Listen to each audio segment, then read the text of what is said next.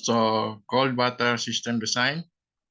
Tingnan nyo sa figure, ito yung cold water, yung magsusupply doon sa water closet, lavatory, bathtub, sa water heater din. So, ito yung main valve niya, tawag doon is stopcock. Inside, saka outside. So, start na tayo. First slide. Objectives. The objective in designing the water supply system for any project is to ensure an adequate water supply at adequate pressure to all fixtures and equipment at all times and to achieve the most economical sizing of piping. So, yan. Ibig sabihin yan, kailangan i-design yung water supply system para tama yung tubig na lumalabas at yung pressure. Kasi di basta ikabit yan, may piping, pag actual na, hindi na lumalabas yung tubig. Saka yung sizing naman, pipe size, dapat economical. Kaya ka nga nag-design ano ang minimum pipe size. So, pwedeng taasan, kung hindi naman nagtitipid, lakihan yung pipe. Kaya lang may limit din yung paglaki kasi yung velocity nga. Pwedeng maiwan yung mga dumi sa loob kasi sobrang laki ng pipe. Okay? There are at least 6 important reasons why proper design of water distribution system is absolutely essential. A. Health. This is of irrefutable and paramount importance. Inadequate or improper sizing can decrease in pressure and portion of the piping system, which in turn can cause contamination of the potable water supply kung iinumin nyo by backflow of siphonage. There are too many well-documented deaths attributed to this disease, this cause. B. Pressure. It is essential to maintain the required flow pressure at fixtures and equipment or improper operation will result. C. The flow. Proper and adequate quantities of flow must be maintained at fixtures and equipment for obvious reasons. D. Water supply. Improper sizing can cause failure of the water supply due to corrosion or scale buildup.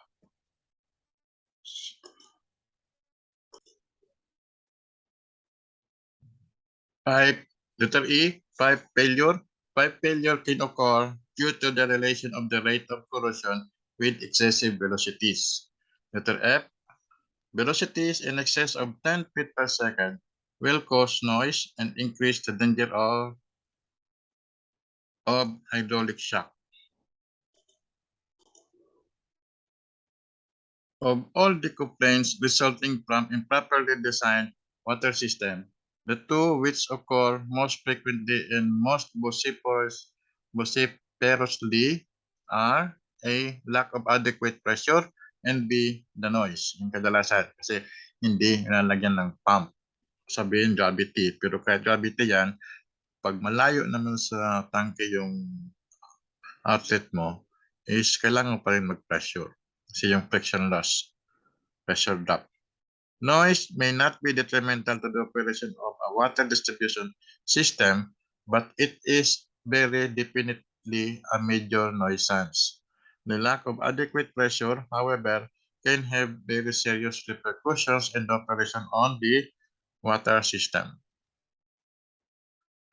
So, flow pressure. It is essential that the term flow pressure be thoroughly understood and not be confused with static pressure. Flow pressure is that pressure which exists at any point in the system when water is flowing at that point. It is always less than the static pressure. To have flow, some of the potential energy is converted to kinetic energy and additional energy is used in overcoming friction, which results in a flow pressure which is less than the static pressure. So when a manufacturer lists the minimum pressure required for the proper operation of a flash valve as 25 psi, it is the flow pressure requirement that he means. The flash valve will not function at peak efficiency, if at all, if the engineer erroneously designed the system so that a static pressure of 25 psi exists at the inlet to the flash valve. flow at an outlet. So there are many times when the engineer must determine how many gallons per minute are being delivered at an outlet. This can easily be determined by installing a pressure gauge in the line adjacent to the outlet and reading the gauge where flow is occurring. With the flow pressure known, use the formula Q is equal to 20 times D squared times P exponent 1 half, where Q is GPM at the outlet, D is the actual inside diameter, ID of the outlet in inches, and P is the flow pressure, PSI. Assume a faucet with a 3/8 inch supply and the flow pressure is 16 PSI. So assuming the 3/8 is the inside diameter, then Q is equal to 20 times 3/8 squared times 16, exponent 1 half.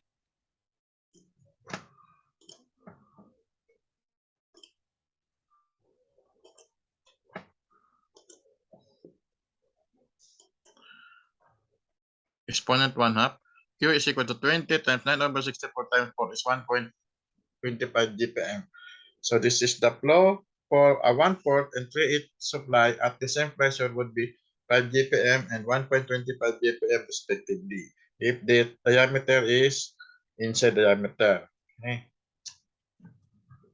Sample lang to ng application ng formula.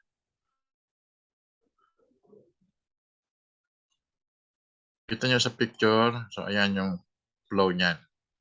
May pressure yan saka yung butas niyan.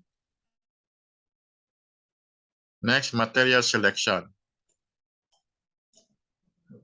Before the type of material for the piping of water distribution system can be intelligently selected, there are certain factors that must be evaluated. So A, the characteristic of the water supply must be known. What is the degree of alkalinity or acidity? A pH above 7 is alkaline and below 7 is acidic. A pH of 7 represents neutral water. What is the air, carbon dioxide, and mineral content? The municipal water supply department can usefully furnish all this information. If it is not available, a water analysis should be made by a qualified laboratory. Kaya require tayo ng DOH saka DNR. DNR is a discharge. Kasi sa labas sila ng building. Ito namang DOH para sa tao. Letter B, what are the relative cost of the various suitable material? C, ease of replacement. Can the material be obtained in a reasonable time or must it be shipped from localities which might delay arrival for months? D, actual inside dimension of the same nominal size of various materials the pair. This variation in ID can have a significant effect upon sizing because of the variation in the quantity rates of flow for the same descent velocity. So table 1 shows the actual ID of the various material. E, the roughness or smoothness, coefficient of friction of the pipe will have a marked effect on the pipe size. So ito yung table 1, actual inside diameter of piping in inches. So ito nga yung mga sample natin. So 1/2, 3/4, 1 inch, 1/4, 1/2, 2.5, 3/4, 5. So dito, okay itong 1/2 to 5, 1/2 to 4, then 5, tanggalin mo. So 6, 8, 10. Yan. My material is iron or steel pipe, schedule 40 normally ginagamit. So ito yung inside diameter. Brass or copper pipe, sa ibang bansa ginagamit to. Ito yung ID niya. Copper pipe pa, iba yung copper tube. Copper tube, yung type K, type L, mas makapal yung type K. Okay. Tama, mas makapal yung type K, kaya inside diameter niya mas maliit kaysa dito sa type L. Yan. So, meron pang ibang materials na common sa Philippines ginagamit is yung PPR saka PVC. PVC is no ordinary sa residential. So, PPR, normally commercial yon, ginagamit kasi minsan may hot and cold na PPR ginagamit. So ito yung PPR. Sa PPR, mag-ingat kayo. Zoom ko. Ito yung pipe mo.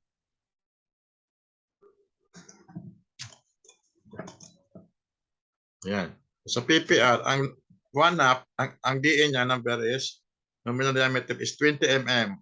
So, pag kinonvert mo yung 1 up, is 12.7. So, ibig sabihin yan, hindi 20. So, ang 20 mm is 19. So, ibig sabihin, 20 mm is the outside diameter nitong PPR, 5. So, pag 1 up ang sinabing 1 up, so that is 20 mm. So, pag nakalagay na 20 mm PPR, that is outside diameter. Standard length is 4 meters. Minimum pipe thickness, ito, PPR PN10. Meron yung PPR PN20. So, meron pang higher number dyan. Pag mga kapal na yon. So, itong PPR PN10, ginagamit sa cold water lang. Ito naman PPR PN20, hot and cold. May hot. So, mainit na. Okay. So, ito yung mga fittings. Ito mga nakalagay dyan na numero dyan is yung pressure. So, meron siyang gate valve. Meron siyang gate valve.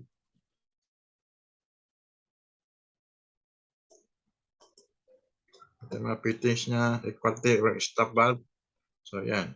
Yung patente. Andyan siya. Ang wala dyan is yung check valve. Check valve, kunin nyo lang sa ibang item, ibang materials. Okay? So, yan. 3 and 4, hanggang 4 inches siya. Pag higher na dyan, so stress na kayo ng ibang materials para sa higher, meron mga STPE. Okay? Mga main pipe na yan. So, pwede siya sa ibang materials. So, ito naman is PVC.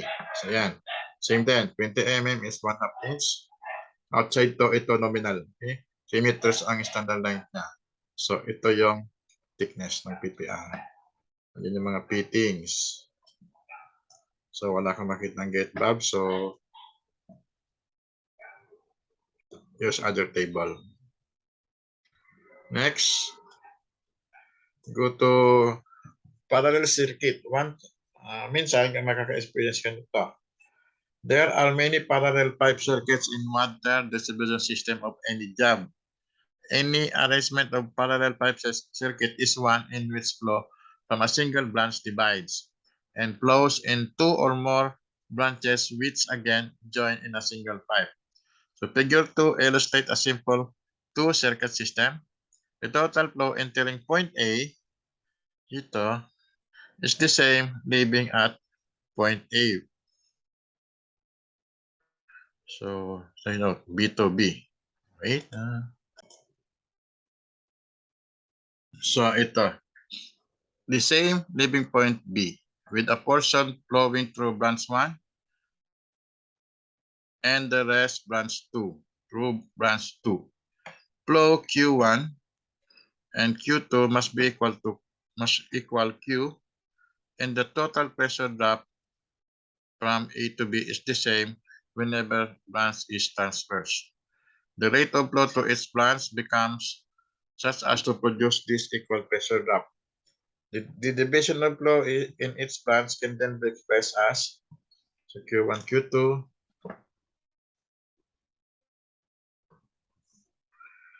Q1 over Q2 is equal to the square root of L2 over L1 times D1 over D2 exponent 5. So assume there is a flow in a 3-inch pipe, example flow A to B, entering point A and leaving B, as shown in figure 3. The length of branch 1, ito, is 20 feet, yung length.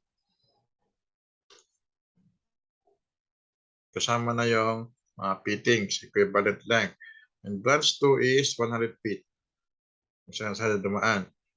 So, the formula now is Q1 over Q2 is square root of 100 over 2, 20 times 2 over 3. Exponent 5 is equal to the square root of 5 times 0.66. Exponent 5 is 5 times 0.125 is square root mo is 0.79. So Q1 is equal to 0.79 of Q2. So 100 yung L2.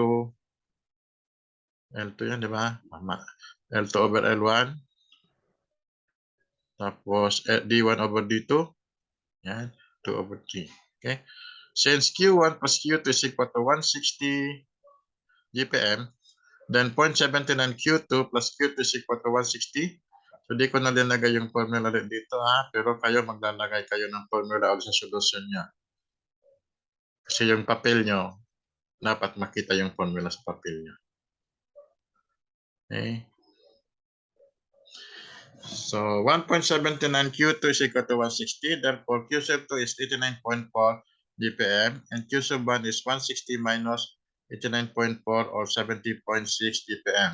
Or Q1 is 0.79 times 89.4 or 70.6 dpm. So this is the Q1, madan dito 70.6, dito 89.4. Ayan. Inadequate pressure. So, hindi lahat ng di-discuss dito is kompleto So, kinuha ko lang yung mga importante kasi sa iba-ibang reference natin. As previously noted, lack of adequate pressure is one of the most frequent complaints. Kasabayan nyo, and could be the cause of serious trouble. The pressure available for water distribution within a building can come from various sources. So municipalities usually maintain water pressure in their distribution mains within the range of 35 to 45. It's normal yung tubig natin. Kung malakas, si minsan ng tubig, di ba, mahina. So dito nasusunod. So there are localities where the pressure maintained is much less or greater. The local utility will furnish the information as to their minimum and maximum operating pressure. When utilizing only the public water main pressure for the water distribution system within a building, it is very important to determine the pressure available in the main during summer months. Huge quantities of water are used during this period for sprinkling of lawn, kung meron kayo, yung garden nyo, and for air conditioning, cooling tower, makeup water, which usually causes excessive pressure loss in the main. Future growth of the area must also be analyzed. If large housing, commercial, or industrial development is anticipated, the pressure available will certainly decrease as these loads are added to the public main. It is good practice to assume a pressure available for design purposes as 10 PSI less than the utility codes. Kung available natin is normally, hindi nawawala yung tubig, malakas ang tubig, ang design mo is less than 10, minus mo ng 10. Bawa 30 PSI, so minus mo ng 10, ang design mo is yung 20 value. Yung pumapasok sa system mo. May pump o walang pump. If the pressure from the public main is inadequate for building operation, other means must be provided for increasing the pressure to an adequate level. There are three basic methods available. A. Gravity tank. B. Hydro-pneumatic tank system. C. Booster system.